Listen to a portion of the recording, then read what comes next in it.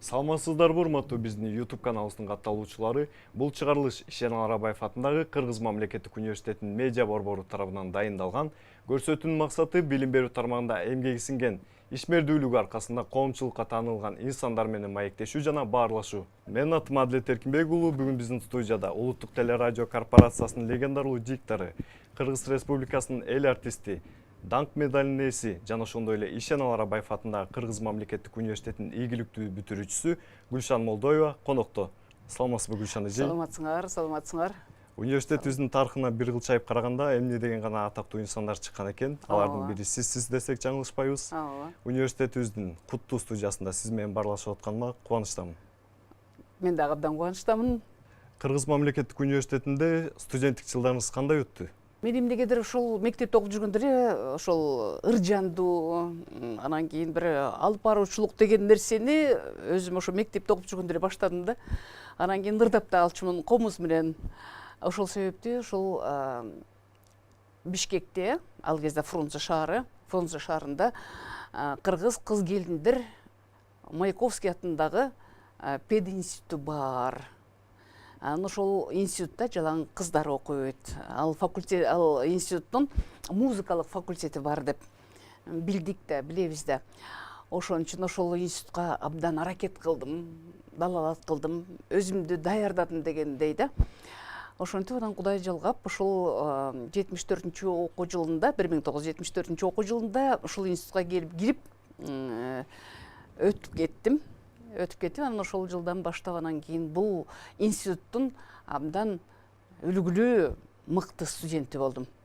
Себеби деген баягы мектепте окуп жүргөндө ушул кесипке кандай барыш керек, умтулуу, аракет деген нерсе бул өзүңдүн баягы жүрөгүңдө жашап калган нерсе, абдан аны сүйө билүү бул өзгөчө орунда турат экен да. Ошондуктан мен бул кесипти, бул ошол музыка мугалими болобу, же болбосо бир тиги ошо музыкалык жактан бир маданияттын кызматкери болобу деген нерсе мен жүрөгүмдө аябай катуу орноду дагы, ошого аябай аракетим күч болду. Ошо институтта окуп жүргөндө абдан мыкты студенттердин катарын толуктадым. Себеби деген сабагыбызды да абдан жакшы окудук.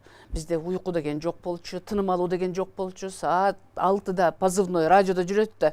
Ал кезде кичинекей мындай репродукторлор бар, ошонун үнүн катуу чыгарып коебуз. 12-ден өткөндө баягы жабылат радиодогу иш, анан саат 6-да кайра башталат да.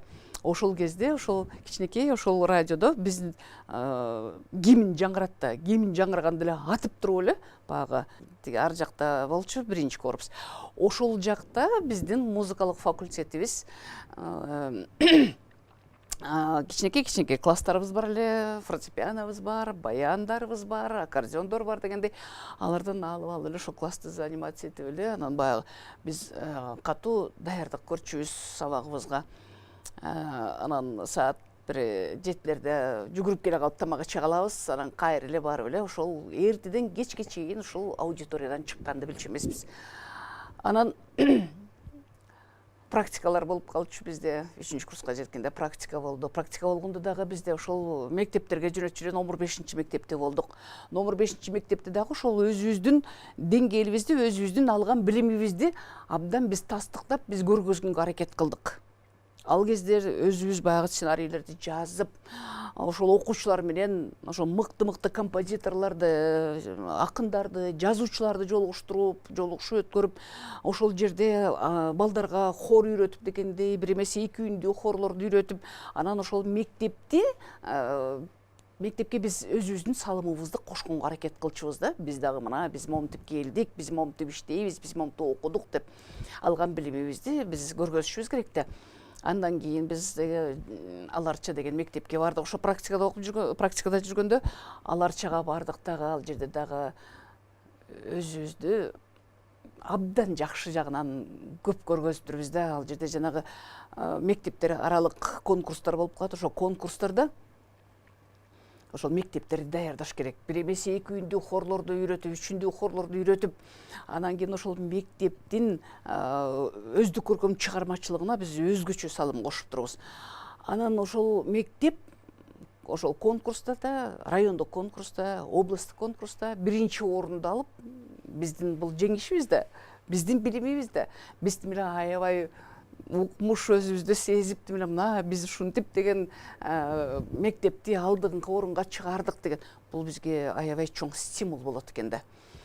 Андан сырткары ошол мугалимдер арасында конкурс болуп калып, анан кийин мени ошол мугалимдер атай ошол жака алып барып, ал мугалимдердин арасында дагы анан экүүндүү, үчүндүү хорду үйрөтүп, аларга дагы ошо биринчи орунду алып бергенге аракет кылып жетиштик да.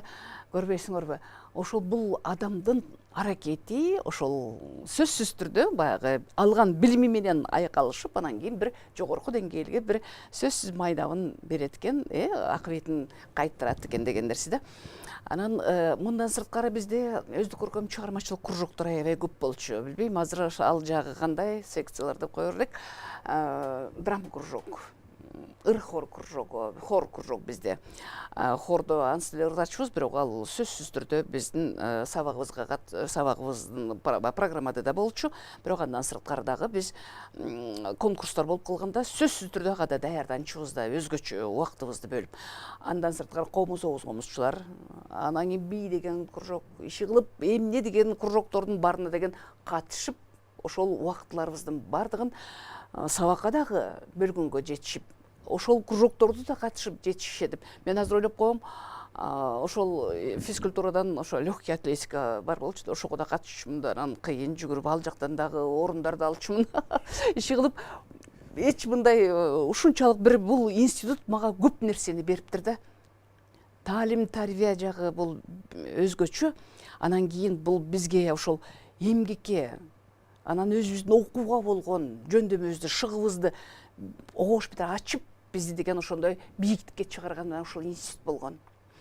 Андан сырткары биз деген өздүк көркөм чыгармачылык кружогу менен биз комузчулар ансамблю, комузчулар, анан кийин сельхоз институтунун капли деген бир эстрадалык ансамбль бар.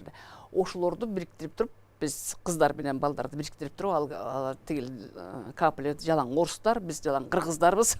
Ошентип алып анан кийин четке чыгып кетчүбүз. Ал жака дагы жанагы Россиянын көп шаарларында болдук.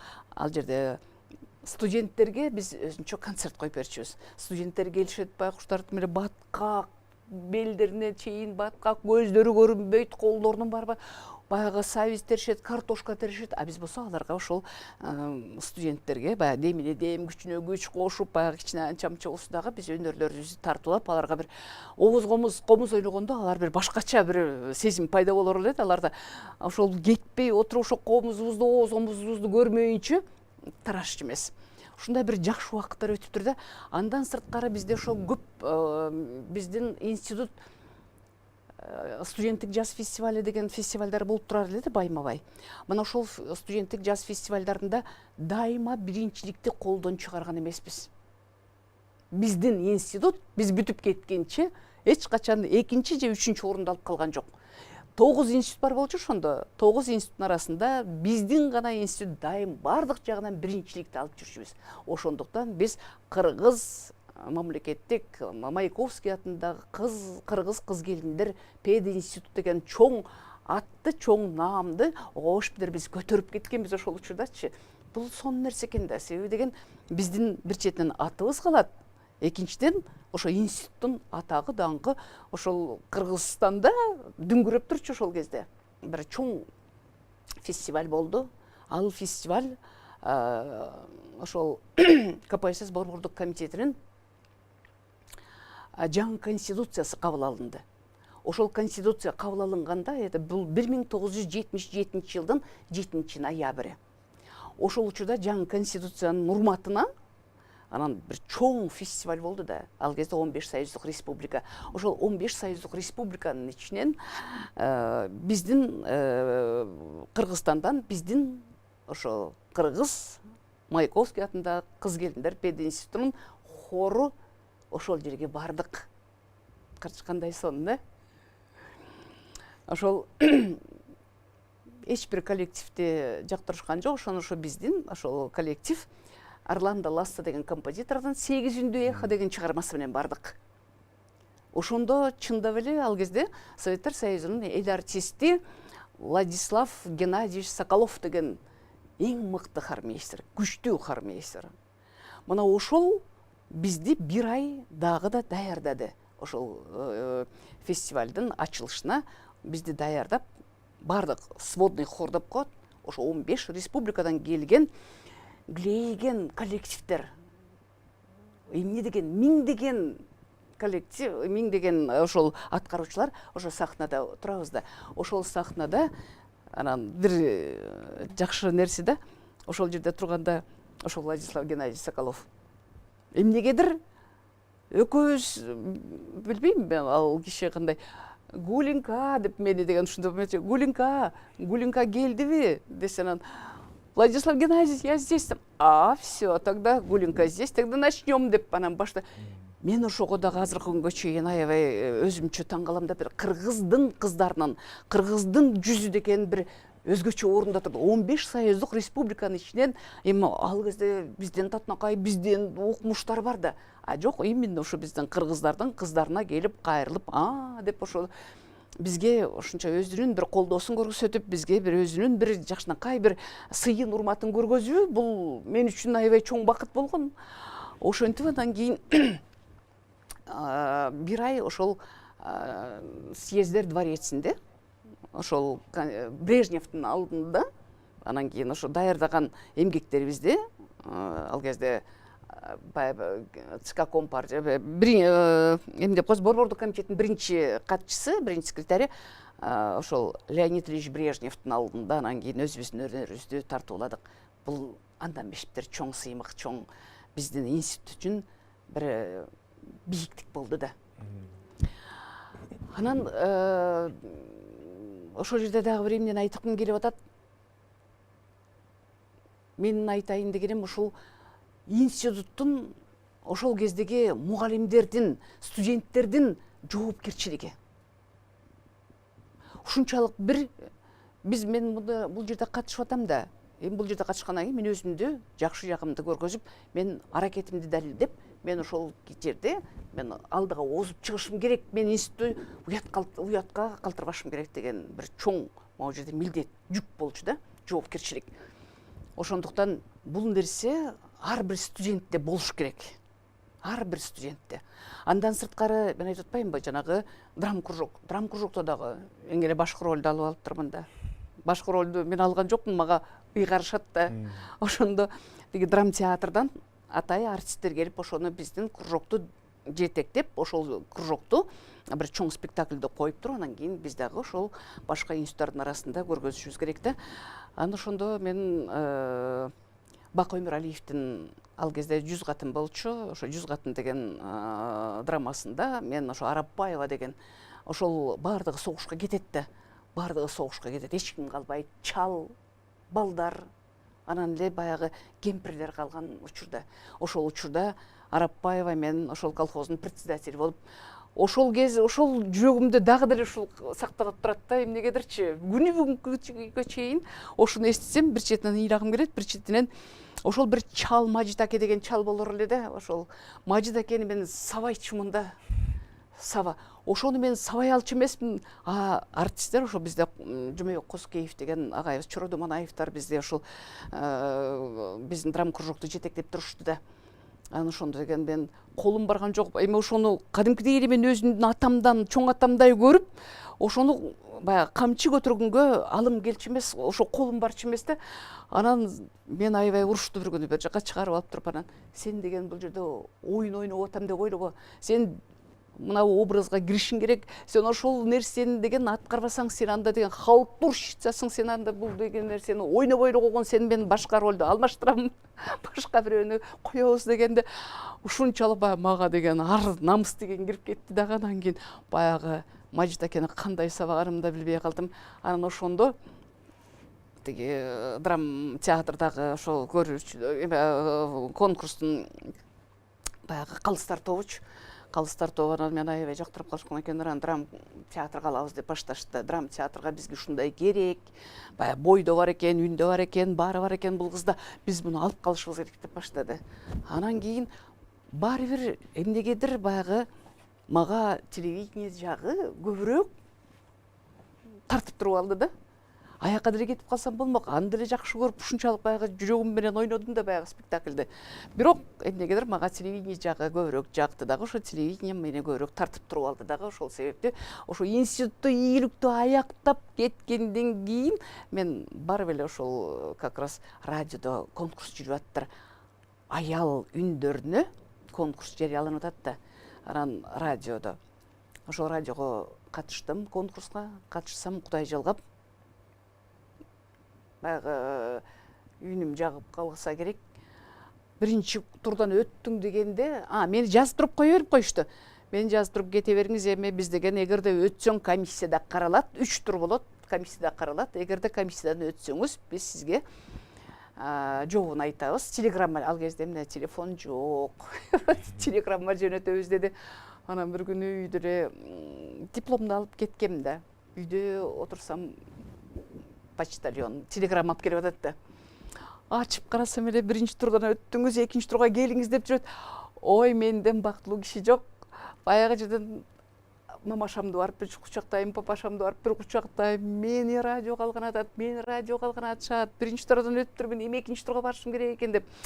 Баягы күн өтпөйт, эртеси күн өтпөйт, эртең эле учуп жетиш керек да бул жака. Ошентип кандай келгенимди билбейм, канат байлады магачы. Ошентип келип калдым. Келип эле анан экинчи турду өттүк. Экинчи турдан эле мен уже үчүнчү тур жок эле алып коюшту. Себеби деген жарадыңыз, өттүңүз деди. Мана ошондогу сүйүнгөндү айтпа. Бул өзүнчө бир кандай десем, баягы жүрөгүңдөгү, көңүлүңдөгү өзүң сүйгөн бир жакшы нерсеге жетүү, ошого талпына билүү, ошого аракет кыла билүү, бул өзгөчө орунда турат экен да. Сиздин кесипкөйлүгүңүзгө кайсы мугалимдердин таасири өзгөчө болду? Биз эми институт окуп жүргөндө мен айтып атпаймынбы жана өзгөчө мага таасир берген мугалимдер өтө эле көп болду. Себеби бул жерде окуп жүргөндө мектептин деңгээли менен эми институттун деңгээли эки башка да. Анан кийин мугалимдерибиздин баскандары, тургандары, сабак өтүү ыкмалары, алардын деген сүйлөөлөрү, алардын бизге болгон бир мамилелери баары бир башкачараак сезилет да. Анан ошон үчүн ар бирин карап отурчу элем да, атаңдан көрө карачы. Ушундай институтта мугалим болуп калууга кандай себеп болду экен, эмне болду экен, буга абдан жакшы окуса керек. Ошон үчүн өзүнүн тартиби жагынан дагы башка жактарына да өзүн көргөзө билсе керек деп аябай суктануу менен карачумун ал мугалимдерибиздин баарына. Анан кийин өзгөчө бул институттун ректору Жанетта Саймасаевна Таттыбекова деген ректорубуз болду. Ошол ректордун мага болгон мамилеси, мага болгон бир өзгөчө бир кандайдыр бир урматтоосу деп коеюнчу, студент болсом дагы бир башкача бир урмат сый менен карачу да ал Жанетта Саймасаевна. Себеби мен жанагынтип баардык секцияларга катышып, баардык жерде институтта ошо сабактарымды 5ке окусам, анан жанагынча кружоктордун баарында эң алдыңкы орунда жүрсөм, анан мага бир башкача мамиле менен кылды да ал. Анан эле деген айтып калчу, кандай иш-чара болбосун институтта. Молдоева кайда? Молдоеваны алып келгиле, Молдоева алып барсын, Молдоева болуп эле. Ал Жанетта Саймасаевна ошо мага өзгөчө мамиле кылды деп атпаймынбы? Ошентип мага ошол Жанетта Саймасаевна өзгөчө бир мен үчүн орунда болду. Себеби деген өзү ушундай бир татынакай деле, баскан турганда бир өзгөчө эле. Анан кийин дайыма ошол мен бир конкурстан экинчи конкурска, бир күндө 2 конкурс бир убакта болуп калат да. Ошондо бул жакта, например, комузчулар болуп атсак, бул биздин институтта, сельхоз институтта драм кружок. Экөөнүн ортосу ошол тиги драм кружок мени күтүп турушат. Качан келет, келсе эле баштайбыз деп.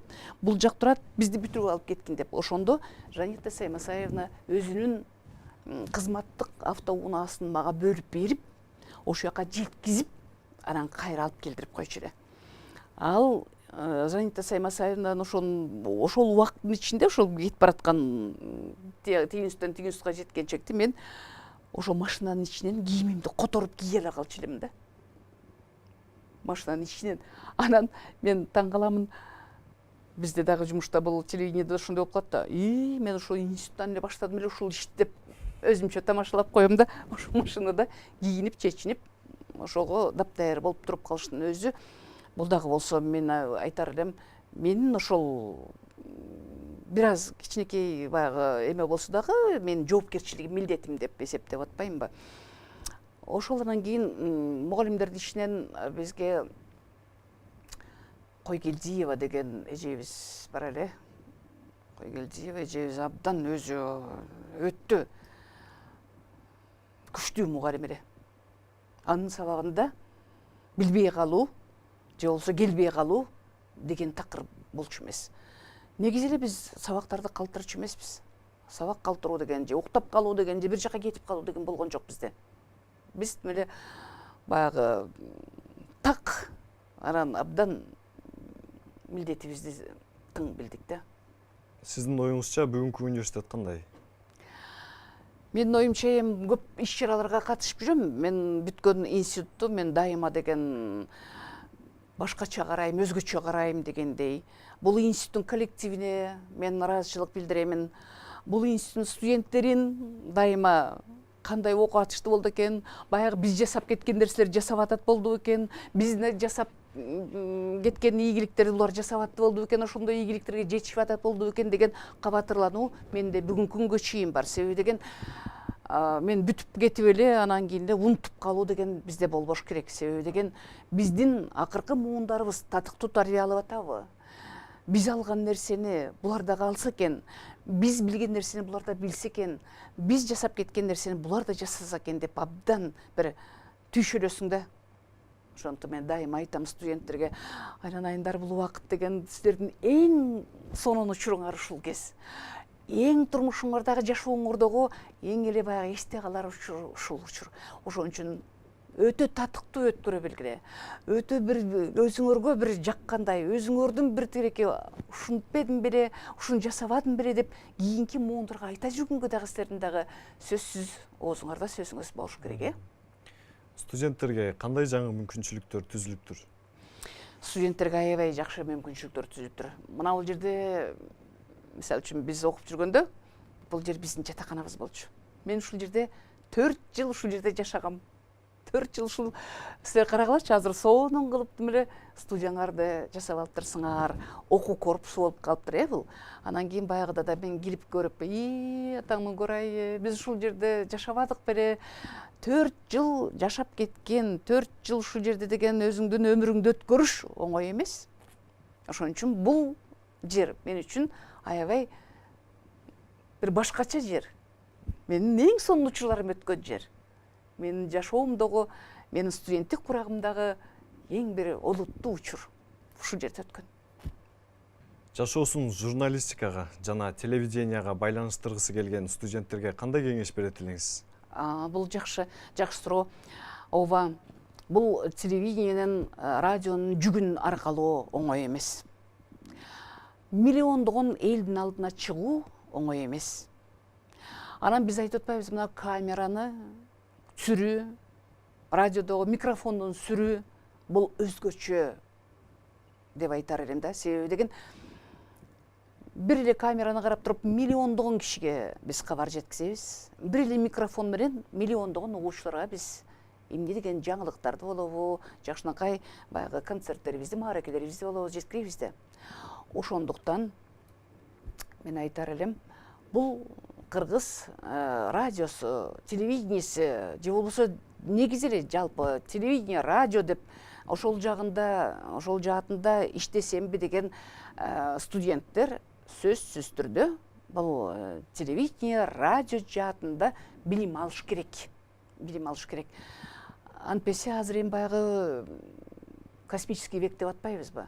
Космикалык догордо биз эч качан эч кимден артта калбашыбыз керек. Маалымат жагынан болобу, техника жагынан болобу, бардык жактан биз өзүбүздү баягы алдыга үндөгөнгө алдыга жүргөнгө аракет кылышыбыз керек. Быйыл биздин университетке 80 жыл болуптур. Ага. Өзүңүздүн каалоо тилегиңизди билдире кетсеңиз болот.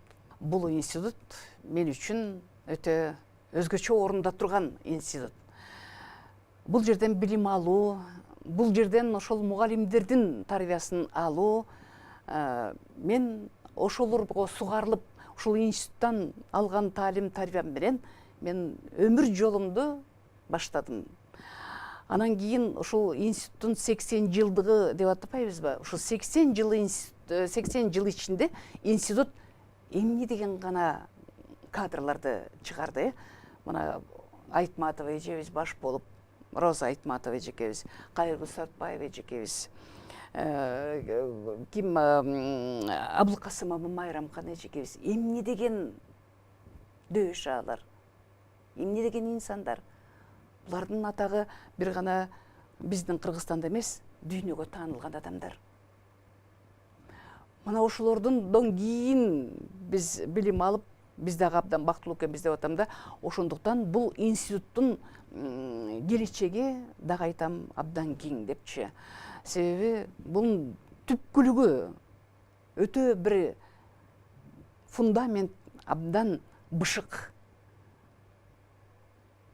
Абдан бир андан кийинки куюлган баягы кирпиштери деп коебуз да, Ана ошол кирпиштери ошо силерсиңер. Силер ушул институттун дагы ийгиликтерге жетишине, дагы өсүүсүнө силер салым кошушуңар керек. Студент силер чыгарышыңар керек, ушул институттун атак даңкын, баркын, баасын силер көтөрүшүңөр керек. Чоң рахмат, айтканыңыз келсин. Кийинки берүүлөрдө да кызыктуу темаларды талкуулап турмакчыбыз. Саламатта калыңыздар.